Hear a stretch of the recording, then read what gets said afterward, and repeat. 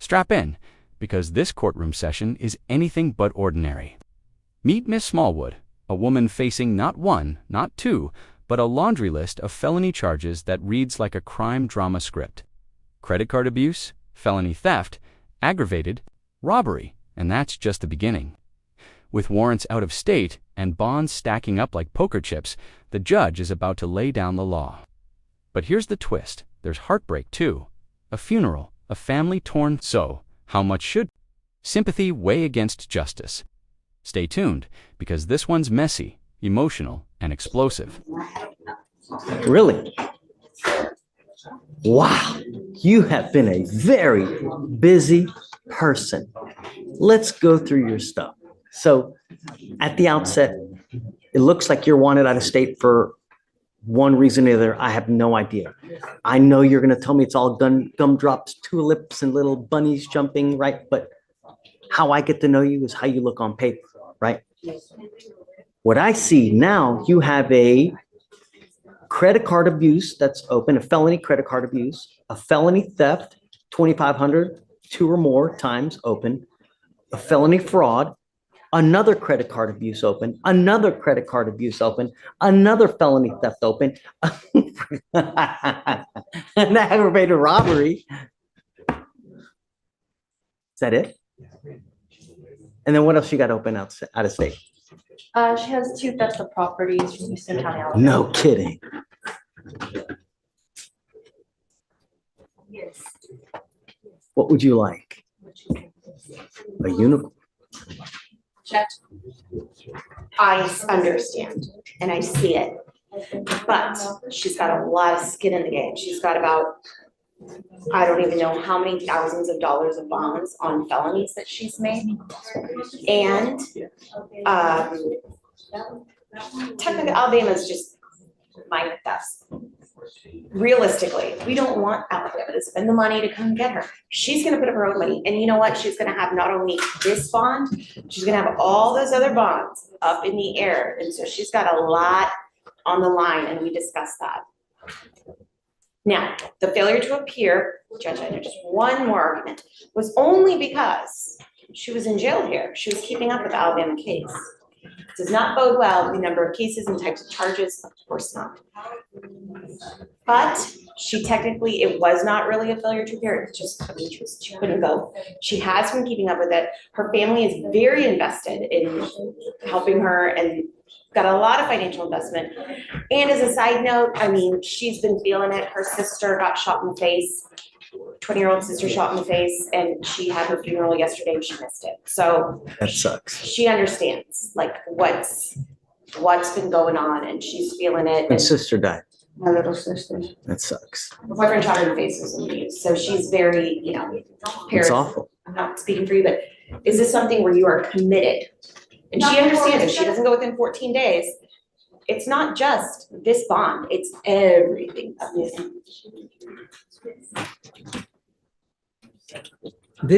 She has an open aggravated robbery of over 65 or disabled.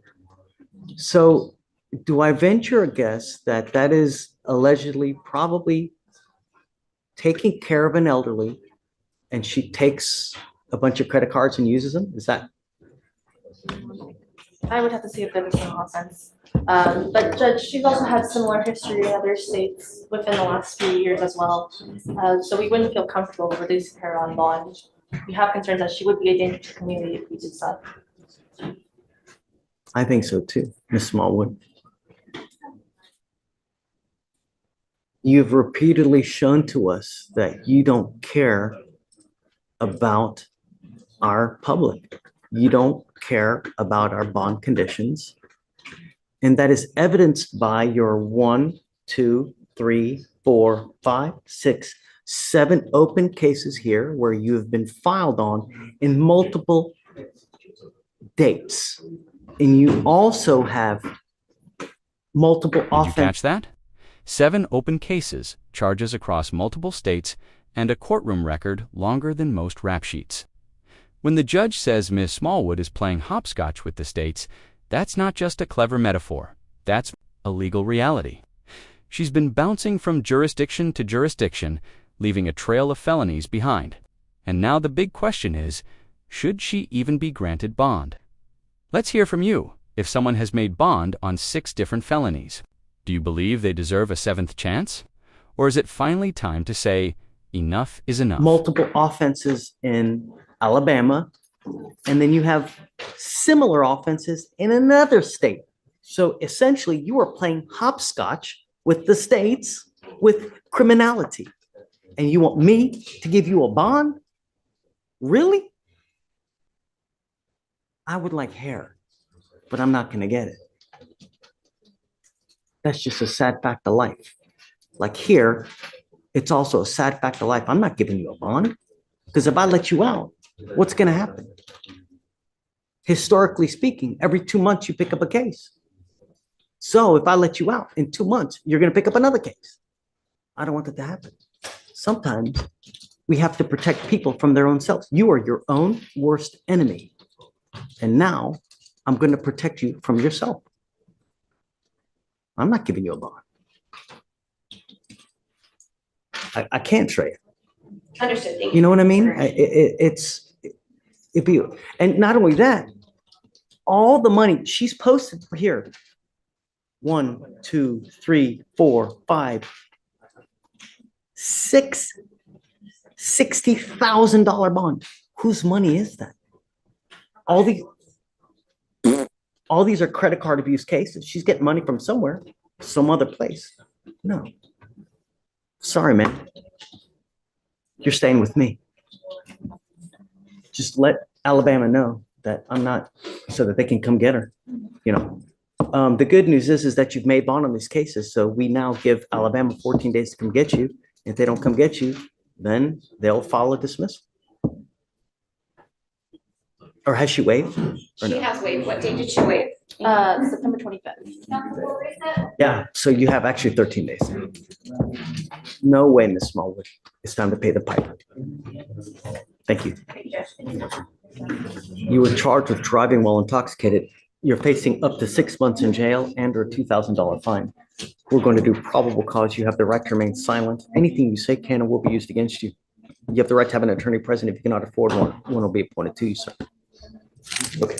On September 19, 2024, an officer was dispatched to assist a firefighter call at 100 block of Delano Street in Harris County, Texas.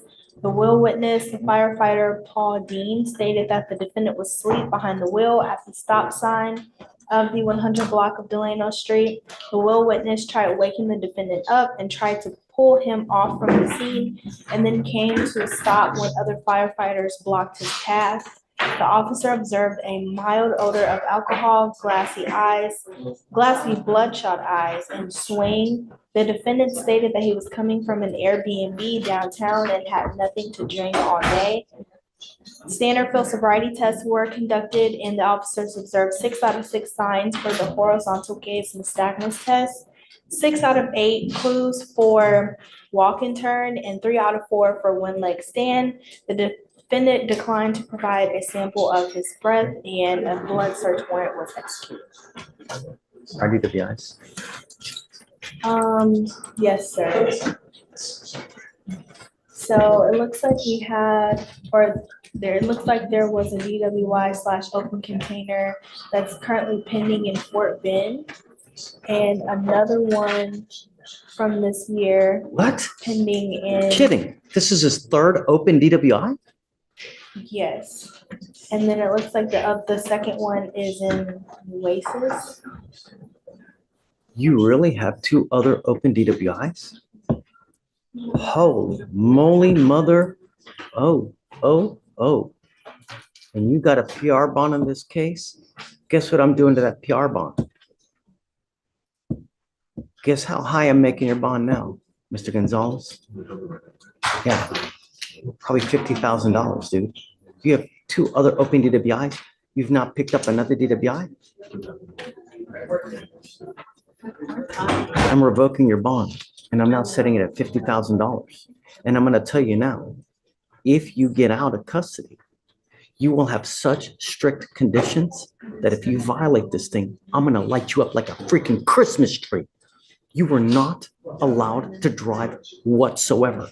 You will be signing an affidavit with me today, Mr. Gonzalez. If I find that you drive, I will have a contempt hearing, and every time you drive, I can put you in jail up to 6 months, and I can stack it.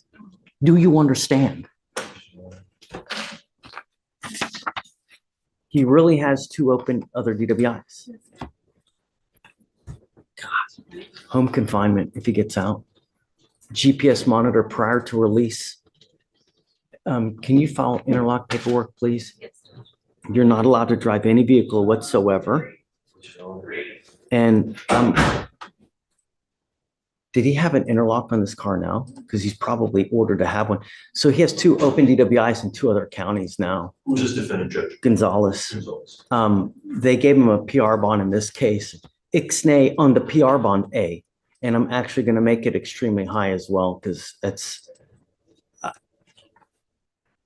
Mr. Gonzalez, if you have a drug and alcohol problem, you better address it, because if you don't, I'm going to do it for you. Baloney. No, I've been looking for programs. I believe you. Sometimes you start looking a little bit too late and you do catastrophic damage. I'm now going to intervene so that that doesn't happen. All right, I'm going to have you come up here, swear to us that you're not And going to. just like that, Miss Smallwood's luck runs out. With over $60,000 in bonds, multiple credit card fraud cases, and a rap sheet that spans state lines, the judge makes it clear no more chances. This isn't just a courtroom ruling, it's a reality check. When your history screams repeat offender, mercy becomes a liability. So now, Alabama has 13 days to claim her. Justice or tragedy? What do you think? If this case shook you, like it did us, smash that like button, drop your thoughts in the comments, and don't forget to subscribe for more jaw-dropping courtroom breakdowns. Until next time, justice served.